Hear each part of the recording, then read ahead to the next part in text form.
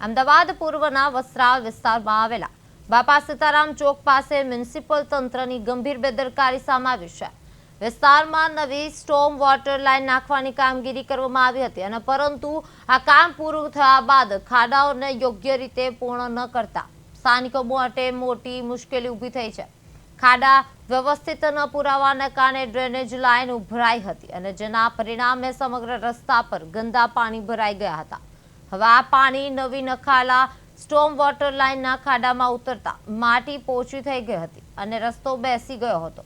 આ સ્થિતિમાં એક ફોર વ્હીલર કાર અચાનક ખાડામાં ફસાઈ ગઈ હતી અને સ્થાનિક લોકોની મદદથી અને અન્ય વાહન દ્વારા કારને બહાર કાઢવામાં આવી હતી. આ ઘટનાને પગલે સ્થાનિક રહીશોમાં તંત્ર સામે ભારે રોષ જોવા મળી રહ્યો છે. તંત્ર વહેલી તકે આ વિસ્તારમાં રસ્તાનું સમારકામ કરે અને નબળી કામગીરી કરનાર જવાબદાર અધિકારીઓ કે કોન્ટ્રાક્ટરો સામે યોગ્ય પગલાં ભરે એવી લોકોની માંગ છે.